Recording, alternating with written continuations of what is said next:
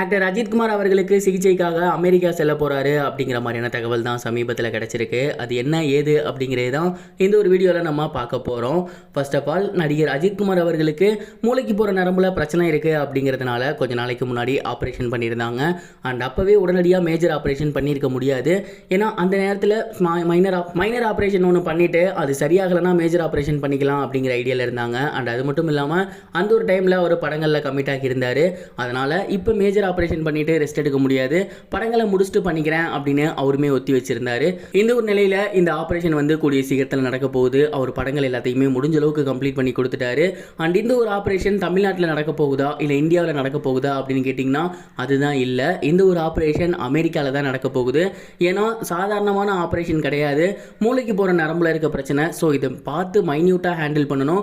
அந்த ஒரு காரணத்தினால அஜித் சார் இந்த ஒரு சர்ஜரியை ஃபாரினில் போய் பண்ணலாம், அங்கே அட்வான்ஸ் டெக்னாலஜி இருக்கு அண்ட் மிக கைத்தேர்ந்த டாக்டர்ஸ் இருக்காங்க, அங்கே பண்ணிக்கலாம் அப்படிங்கிற ஐடியாவில் இருந்திருக்காரு. அண்ட் அதனால குட் பேட் அக்லி ஷூட்டிங் முடிச்ச கையோடையே அவர் என்ன பண்ண போறாரு அப்படின்னு பார்த்தீங்கன்னா அமெரிக்காவுக்கு போக போறாரு. அதற்கான எல்லா ஏற்பாடுகளையுமே அவர் பண்ணிட்டாரு. இதை தொடர்ந்து இன்னொரு முக்கியமான விஷயமே நடக்க போகுது. அது என்ன அப்படின்னா, அஜித்குமார் சாரை கூப்பிட டாக்டர்ஸ் வந்து வர போறாங்க. அதாவது நம்ம டாக்டர்ஸ் கிடையாது, ஃபாரின்லேருந்து எக்ஸ்பர்ட்டான டாக்டர்ஸ்லாம் வர போறாங்க. ஏன்னா இவர் அங்கே வந்து ஆப்ரேஷன் பண்ணுறது அவசியம் தானா, இல்லை இங்கேயே ஒரு ஆப்ரேஷன் பண்ணலாமா, ரொம்ப கிரிட்டிக்கல் ஸ்டேஜ் எது இருக்கா அப்படிங்கிறத செக் பண்ண வராங்க. இங்கே வந்துட்டு அஜித்குமார் சாரை கம்ப்ளீட்டாக செக்அப் பண்ணிவிட்டு அண்ட் அதுக்கப்புறம் அவங்க கொடுக்குற ரிப்போர்ட்ஸை வச்சுட்டு தான் ஒருவேளை கண்டிப்பாக ஃபாரினில் ஆப்ரேஷன் பண்ணணும்னா அவங்களே கையோட கூட்டி போயிடுவாங்க.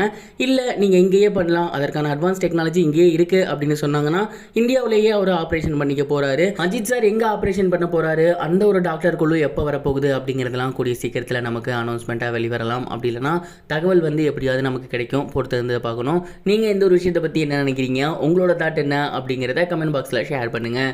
இது ஒரு புறம் இருக்க, ஆக்டர் விஜய் அவர்கள் அவர் ஆசையாக வாங்கியிருந்த ரோல்ஸ் ராயல்ஸ் காரை விற்க போகிறாரு அப்படிங்கிற மாதிரி அவர் டாக் போன வாரம் போய்கிட்டு இருந்துச்சு. ஏன்னா விஜய் சார் 2012ஆம் ஆண்டு அந்த காரை லண்டன்லேருந்து ரொம்பவே ஆசையாக வாங்கியிருந்தார். ஆனால் அது சோசியல் மீடியாவில் மிகப்பெரிய வைரலாக போனதுக்கு முக்கிய காரணம் வரி ஏய்ப்பு செய்து விட்டார் அப்படிங்கிற மாதிரி சொல்லியிருந்தாங்க. அண்ட் அதற்கு விஜய் சார் வந்து பண்ண மாட்டேன் அப்படின்னு சொன்னாலுமே அரசாங்கம் இதை பண்ணணும் அப்படிங்கிற மாதிரி சொல்ல கடைசியில் விஜய் சார் அந்த ஒரு விஷயத்தை பண்ணியிருந்தார். அப்படி ஆசையாக போராடி வாங்கின காரை அவர் ஏன் விற்க போகிறாருங்கிற கேள்வி எல்லாத்துக்கும் இருந்துச்சு இல்லையா? அதுக்கான ஆன்சர் சமீபத்தில் தெரிய வந்திருக்கு. விஜய் சார் ஆசையா வாங்கின காரை விற்றதுக்கு முக்கியமான ரீசனே புதுசாக ஒரு புது வகை காரை வாங்கணும் அப்படிங்கிறதுக்காக தான் லெக்ஸஸ் அப்படிங்கிற காரை தான் அவர் வாங்கியிருக்காரு. இந்த ஒரு காரோட ரேட் அப்படிங்கிறது கிட்டத்தட்ட 1 கோடிக்கு மேலே போகும் அப்படிங்கிறது தெரிய வந்திருக்கு. அண்ட் இந்த ஒரு கார் இப்போ தான் சமீபத்தில் புதுசாக சந்தைக்கு வந்துச்சு. அதை வாங்கினதுனால தான் விஜய் சார் ஆசையாக வச்சிருந்த ரோல்ஸ் ராயல்ஸ் காரை வித்திருக்காரு அப்படிங்கிறதும் தெரிய வந்திருக்கு. என்ன இருந்தாலும் 3 கோடி ரூபா காரை வித்துட்டு இவர் ஏன் 1 கோடி ரூபாய்க்கு காரை வாங்கணும் அப்படிங்கிற ஒரு டவுட் இருக்கு.